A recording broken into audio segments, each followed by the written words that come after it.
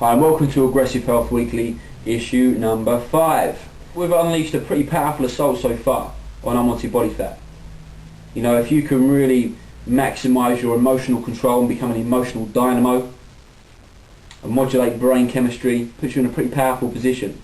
If you can boost your levels of PEA and head towards more people, places and things that create more love in your life, you're going to be feeling a lot better, you're going to be making better decisions.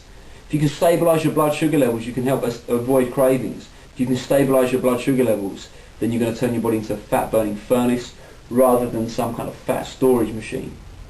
Okay, if you boost your detoxification pathways, your blood, your lymph, your alimentary canal, eliminate mucoid plaque, again, you're going to be in a very powerful place.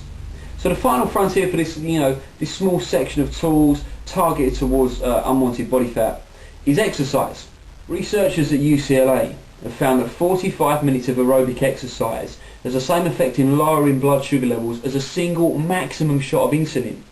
So basically, whilst muscles are contracting, they're drawing the sugar in from the blood and effectively preventing or lowering the need of insulin to be produced by your body.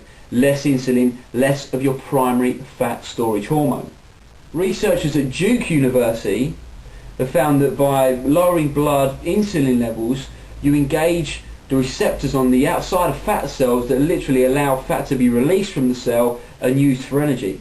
And even after exercise, insulin operates more effectively, more efficiently in your body for up to 24 hours. One of my biggest influences and biggest role models is a guy by the name of Brian Clement. He's a biochemist and director of the Hippocrates Institute out in Florida. And if you imagine this continuum here, where up here you've got optimal health, as good as you can possibly be, and here you've got just sort of average, mediocre health, and down here you're closer to dysfunction, disease and death. If people ever come to me and they're in this kind of situation here, I always suggest they get off to the Hippocrates Institute so they can be fully immersed in every kind of natural therapy and technology, from wheatgrass juice therapy, sprouted foods, living foods, hyperbaric oxygen chambers, etc., to move themselves as quickly as they can up towards optimal health. Now, Brian Clement states himself that regular exercise can boost your detoxification by up to 800%. So that's another reason why exercise is so critical with regards to this whole eliminating unwanted body fat, because as we said before, unwanted body fat is a storage ground of toxicity. Now for something a little interesting. A group of young monkeys were split into 3 groups. Group 1 were kept sedentary. Group 2 was given like a running wheel. And Group 3 was given a complex series of ropes and bridges to plan and a variety of different activities they could engage in. And basically after the experiment, Groups 2 and 3 increased capillarization in their brain, allowing more nutrients and oxygen to enter the brain, and also their cognitive ability increased. But Group 3 increased the number of, or had an increase in dendritic branching in their brain, showing that exercise plus stimulation is not only going to help you get healthier, it's going to increase your brain power. This is why I always suggest to women who think, oh, lose weight, I've got to go down to the gym, pound the treadmill, pound the Stairmaster, pound the rower. I often suggest, why don't you pick something like dancing? Pick something where there's a skill involved. But usually the limiting factor there is the fear of looking stupid, the fear of making a fool of yourself. If you can overcome that fear of looking like an idiot. I remember when I started gymnastics, it took me a month before I could do a cartwheel. It was embarrassing, whereas now, I show a fair degree of proficiency. If you can overcome that fear, do something which has got skill involved, you're not only going to increase your health and your fitness, but you're also going to increase your brain power, your cognitive ability, which is effectively the same thing, and your coordination. Everything's going to improve. Exercise protects your body from stress by burning stress chemicals out of your body. This is known as the tranquilizer effect.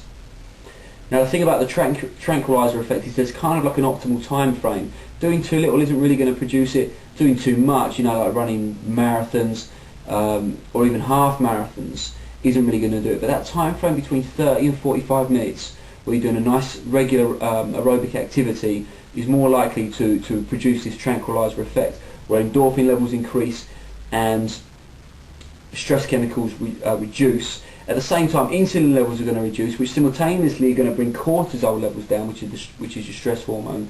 And this whole effect lasts for 4 hours after you exercise. So by engaging in that small kind of window of 30 to 45 minutes of aerobic exercise, you give yourself the best chance of the tranquilizer effects. If you can then cross that over with something that requires skill, that again is going to increase your brain health.